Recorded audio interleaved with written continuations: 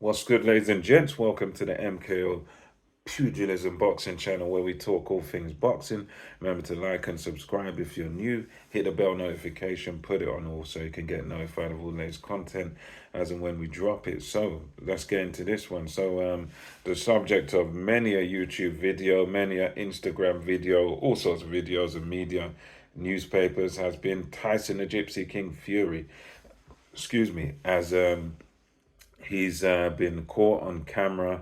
Uh, there's this footage of him coming out of a pub in Morecambe, where he's from, and he's sort of stumbled out of the place drunk. He was sort of falling on his face and clearly just inebriated, clearly unstable, clearly way too much to drink. And from my understanding, what happened, he was in there having a good time. And I don't think it was due to any erratic behavior on his part. I think it was just due to the fact that they could see he had too much to drink. He can't take anymore. He needed to be taken home. And yeah, it was quite an alarming image, really, because when you look at it, Tyson Fury couldn't even really walk properly. He couldn't even walk. I mean, the you see in the footage that his I think he had two friends or security or whatever. Two guys had to sort of hold him up in order to just to get him to walk, and there was a bit of shouting, and he gets outside the venue, he falls over almost flat on his face. So yeah, it was a disturbing image to see. In a way, it could be any number of reasons. I mean, only Tyson Fury knows the real reason, but I mean, you could say it's because of him trying to deal with the loss. And I know that as a fighter, he's a fighter that's been undefeated for years and years and years. This is his first professional loss, and that can take a toll on you. That is difficult to deal with. I remember one of my favorite fighters that I've seen in my lifetime was Prince Nazim Hamid, and I remember him when he lost to Barrera. I was upset about that at the time as a kid, and I just remember for him, he didn't really ever come back to prominence. He didn't really come back for a rematch. He just had like one obscure fight after that, a long time after that, and never really seemed to recover after that loss. It was like that loss just completely done him. And with Tyson Fury, I think, yeah, this is partially down to the fact that he's taken that loss, and losses are very hard to deal with when you've been trading on that whole thing of being undefeated, never taking a loss, and this, that, and the other. No man born from his mother can ever beat you. So yeah, it's kind of a sad one. And for me, I think, given the fact of this rematch clause and the rematch that's going to be happening, this is definitely a bad sign for Tyson Fury because yes, as I understand, okay, a lot of people been drunk before and stumbled out of pubs and bars and got into bar fights. And yeah, people, many millions, billions of people been drunk before and out of control before. That's a fact. Like no one can deny that. That's cool. But the thing is, it is a bit different when you're who Tyson Fury is. You know what I mean? Because you're talking about a former heavyweight world champion, and you're also talking about a former world heavyweight champion who has a rematch coming up. And he has a rematch coming up later on this year in December, if he does take it. So that's more so what makes this worse is that okay, yeah, everybody been drunk and give him a break, give him a break. Fair enough, give him a break. But it is a bad sign from a boxing perspective because you've got a fight coming up and you're fighting the best guy that you've ever fought in December. So for you to now be drunk and out of control is not a good sign because, that could be a sign that he's going back into gaining weight and all this stuff, and then half the training camp is just losing the weight. So yeah, for me it's a bad sign. I understand it to some degree. He's disappointed. It's quite a blow to him and a blow to his career.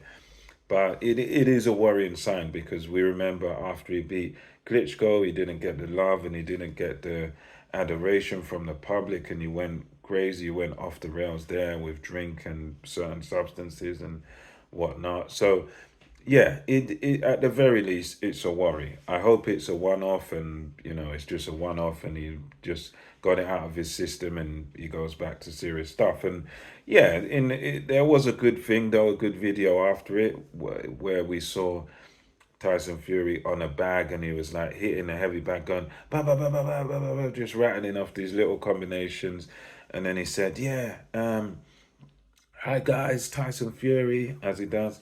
Yeah, I'm training now. I'm getting back. I'm back in the gym to get my vengeance, to get my revenge on Alexander Usyk. Yeah, I'm gonna get my revenge. Blah blah blah.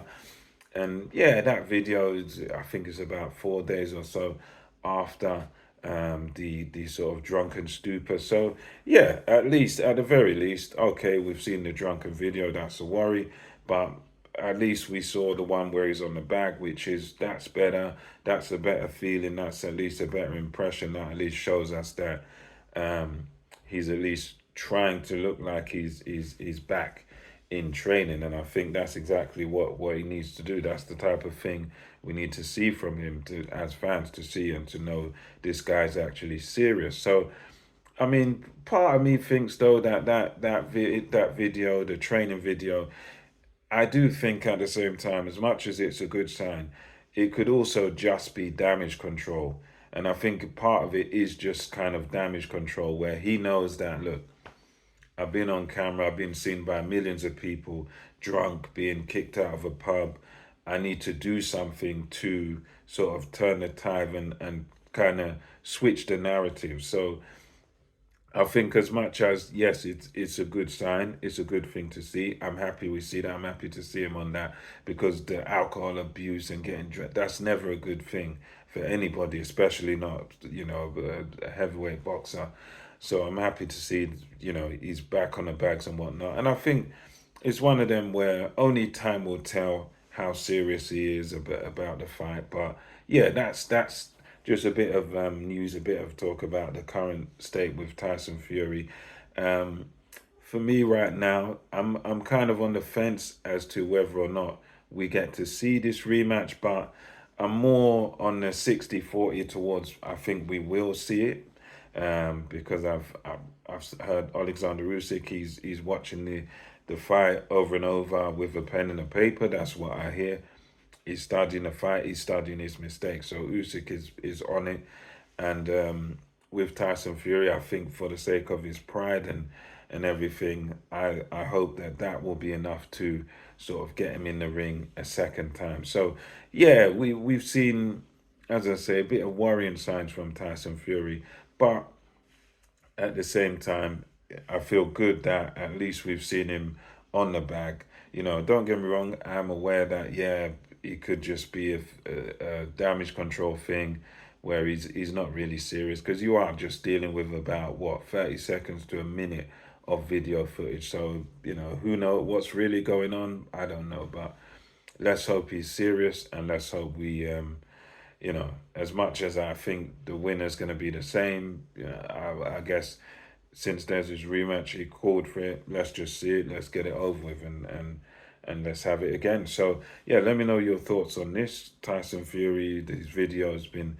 surfacing this week, the drunken one, and of course the one where he's back in training. What do you think about it? Do you think he's seriously back in the gym and he's genuine with what he's saying, or do you think it's just a case of trying to show face because of the other videos? Let me know your thoughts, and until next time, it's MKO Pugilism over and out.